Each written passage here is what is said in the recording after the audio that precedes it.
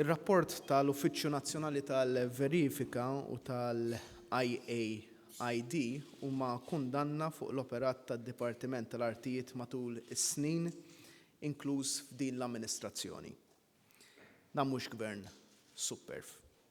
Sentejn u nofs wara li dħalna responsabbiltà għadna nsibu postijiet bi problemi serji ta' amministrazzjoni pubblika li tħallew jiddeterjoraw għal snin sħaħ.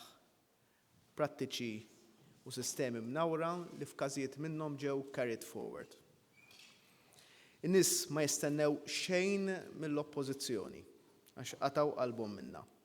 Iżda jistennew kollox minn għandna għax kellhom u għad għandhom fiduċja f'dan il-gvern. Għal darb'oħra se nkun qed nuru nirrispettaw l-istituzzjonijiet demokratiċi tagħna. Jista' jkollna riservi.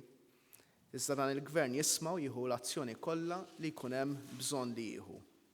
Mumenti bħal dawn għandhom juru d-differenza tal-istil u tal-kontenut ta' tmexxija li bih qed jimxi dan il-gvern imqabbel mal-gvernijiet ta' qablu.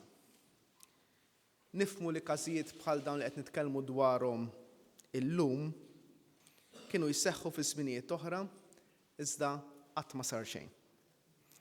Dimmi skuża biex aħna nagħmlu l-istess. F'dan il-każ, b'kuntrast għal qabel, tlabna investigazzjoni ta' dak li qed jiġi allegat. Din hija s-sistema li nużaw. Allegazzjoni ma titpoġġix taħt it-tapit isu qatt ma ġara xejn kif kien jiġri qabel, iżda tiġi investigata b'mod indipendenti. Wara li jiġu konklużi l-investigazzjonijiet, jittieħdu id-deċiżjonijiet u l-passi kollha li jkun hemm bżonn. Mhux se nimxu bħal ta' qabilna.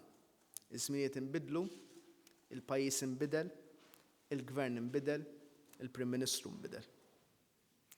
Jien personali u t-tim tal-grupp parlamentari u tal-kabinett tiegħi lest li nieħdu d-deċiżjonijiet anke jekk iweġġaw politikament u personalment. Kemm aħna kif ukoll dawk ta' madwarna. Għalhekk ġejna eletti u dak li qed nagħmlu. Wara li rajna r-rapport tal-NAO, tkellimna jiena u Michael Falzon u fi ħsieb bħal dejjem bniedem leali, ta' integrità u li jrid il-ġid ta' dan il-gvern u ta' Malta. Michael għadu jsostni u jien m'għandix raġuni għalfejn immeri l-kelma tiegħu li ma ndaħħalx f'dan il-każ. Iżda Michael Falzon huwa politiku li fehem li l-aħjar mod kien jiddefendi l-integrità tiegħu u biex il-gvern jibqa' sejr il quddiem huwa billi jagħti lura il-mandat li tajtu u poġġa ruħu għal kull deċiżjoni li jkun hemm bżonn illi tittieħed. It-tnejn għalhekk ftemna li triq il quddiem hija li jirreżenja minn segretarju parlamentari.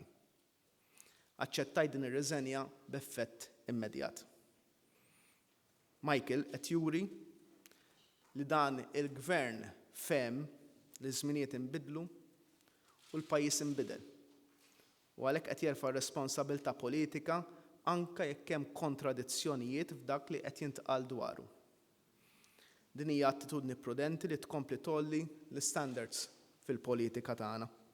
Nirringrazzja lil Michael għall-ħidma tiegħu u nħares il-quddiem għal aktar ħidma min-naħa tiegħu għaliex perswas li għad fadallu ħafna x'joffri lill-pajjiż.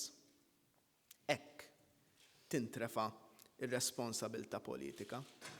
Hekk tkun il-governanza tajba. Hekk ikunu l-politiċi serji. Michael Falzon huwa persuna ta' integrità li jħobb lil pajjiżu. Ħadd ieħor jitkellem dwar standards. Aħna nissettjawhom u wettquhom f'livell għoli bla preċedent. Dan kien impenn li għamilt jien qabel l-elezzjoni ġenerali u li qed inżomm. Il-familji jistgħu jaraw id-differenza. Din hija good governance serja bil-kliem, mhux bil-kliem, iżda bil-fatti. Għada beħsibni naħtar lil Dr. Deborah Xkembri bħala segretarju parlamentari għall-ippjanar u simplifikazzjoni amministrattiva. biex tkompli fuq ix-xogħol importanti li kien qed jagħmel Michael kif ukoll twettaq numru ta' riformi li se nispjega. Dak li ġara fid-Dipartiment tal-Artijiet fil-każ Gaffarena mhuwiex denju tal-Gvern li mmexxijin. Mhix politika li nemmnu fija aħna lkoll. Dan il-messaġġ wassaltu u qed inwasslu bl-azzjonijiet li se nħabbar bħala Prim Ministru. L-ewwel nett. Qed nippubblikaw l-investigazzjonijiet tal-IAID, ġifieri d-Dipartiment Intern Indipendenti dwar l-investigazzjonijiet tal-Gvern, fl-intir tagħhom kif imwiet.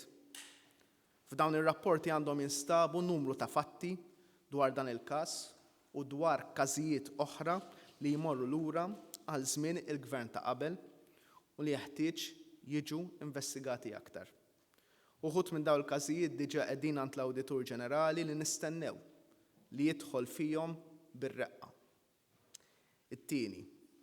L-artijiet u l-kumpensi li nataw lil Gaffarena għandhom jittieħdu lura.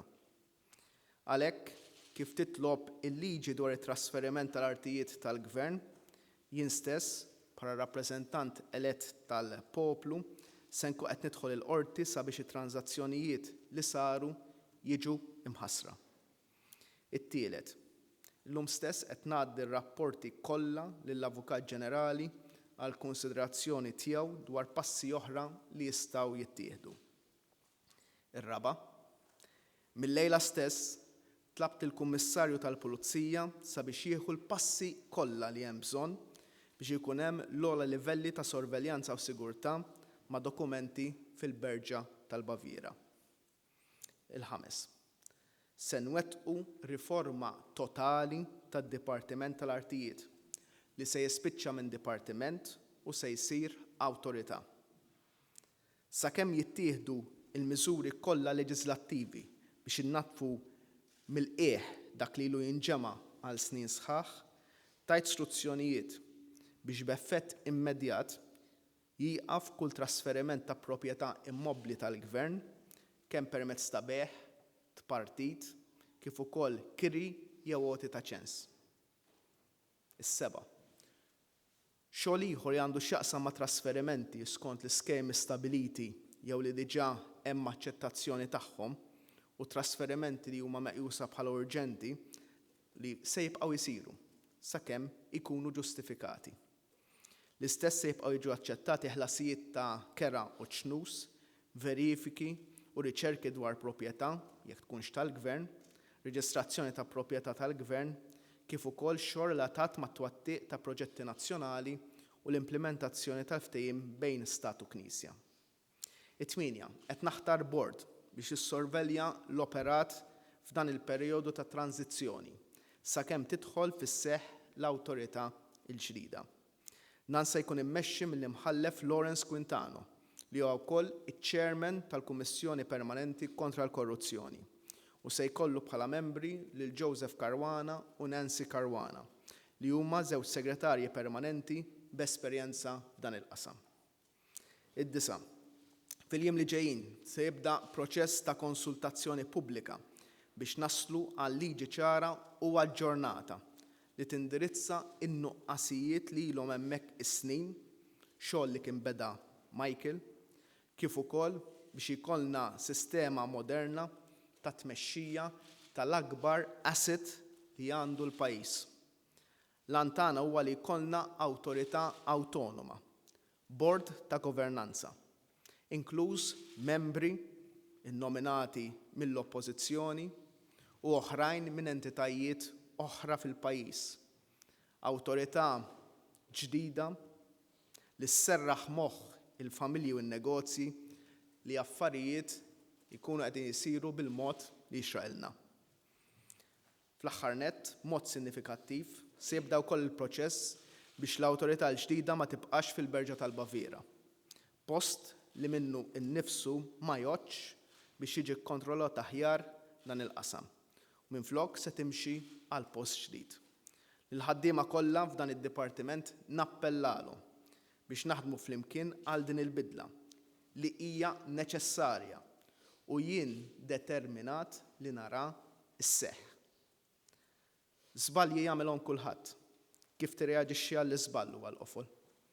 Illum qed nuru fil-fehma tiegħi li dan huwa gvern li iwettaq, li jiddeċiedi, qed nuru governanza aħjar mhux bil-kliem iżda bil-fatti.